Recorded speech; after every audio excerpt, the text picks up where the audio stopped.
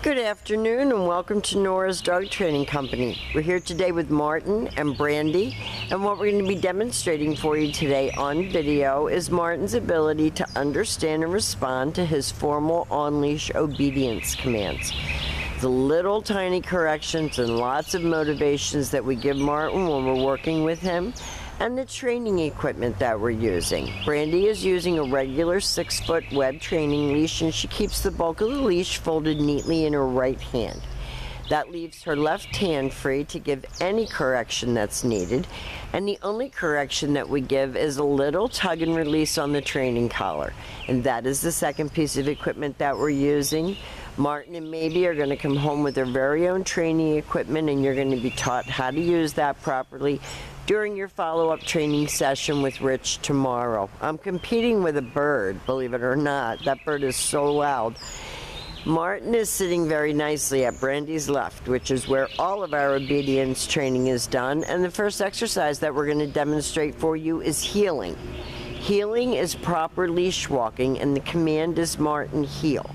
Now at this point, Martin has a job to do, and that is to stay even with Brandy's left leg when they're walking, not forging ahead or lagging behind, but matching pace with you on walks, not dragging you, not spooking. If you go more quickly or more slowly, he should do the same. And if you stop to cross traffic or talk to someone on the street, he should be sitting nicely at your left to wait for his next command.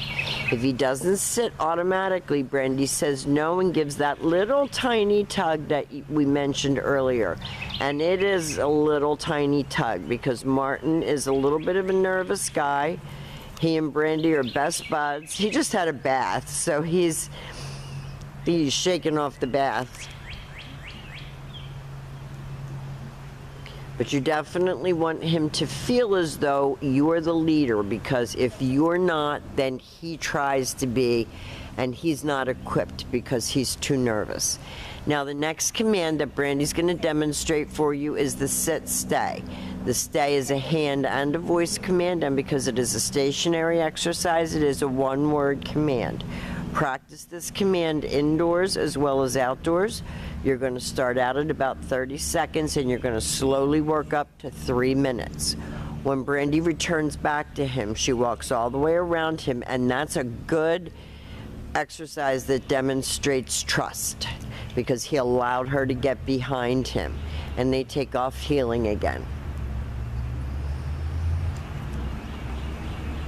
And socialization, of course, is important with Martin, but always in a very controlled environment where you have him on a leash. You let him know, it's okay, Martin, I've got this. You don't have to get weird. Brandy's talking to him and praising him. Nice automatic sit, stay. She backs up to the full extent of her leash. And this time, instead of returning back to him like she did before, she's going to demonstrate the come on command. So it's Martin come in a happy voice, and he comes right in and sits and gets loved for a good job. Back to heel. We have some kamikaze squirrels out here that he's distracted by. There we go. And Brandy takes off heeling again. So with Martin, we walk a very fine line between over-praising and getting him amped up and over-correcting because he's very, very nervous and doesn't need too much correction. So we want him to feel like he's having fun with this.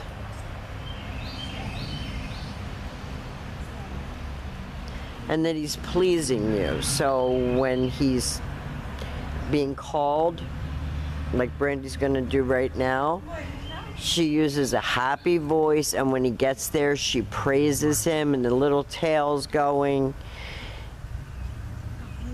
And you can't let him get away with anything just because we know he's got a nervous temperament. If he's not sitting, that's defiance, and you need to give a little correction.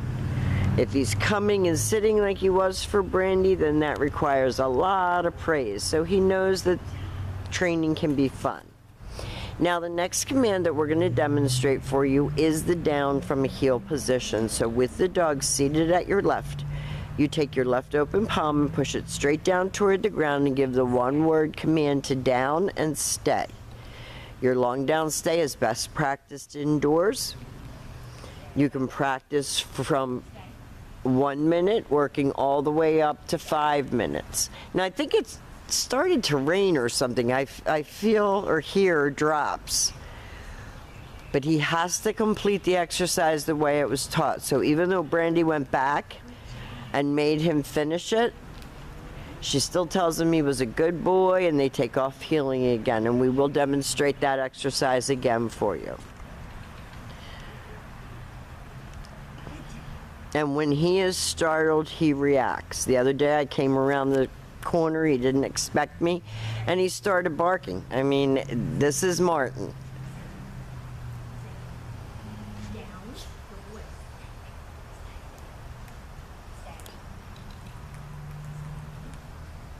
So this is the down from a heel position. Brandy's going to call him out of this. He's looking at the raindrops because it's now raining. Just a little bit, but he can hear it on the leaves in the trees.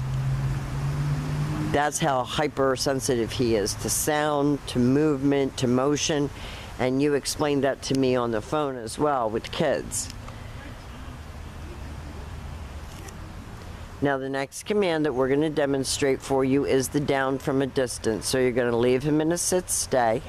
You're just going to change your position. You're going to walk out in front of him. You don't have to go too far to start with. You're going to use your right hand to give the command, and you're going to give the down.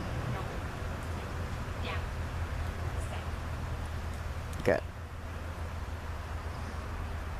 Now you're going to notice that maybe does a whole different video with the same commands, and that's not uncommon because it's temperament related.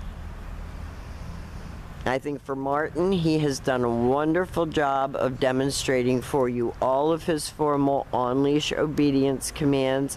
I think he's had a great time at school, and I think that you're going to notice that he is calmer and more stable. Please give us reports on how he's doing at home.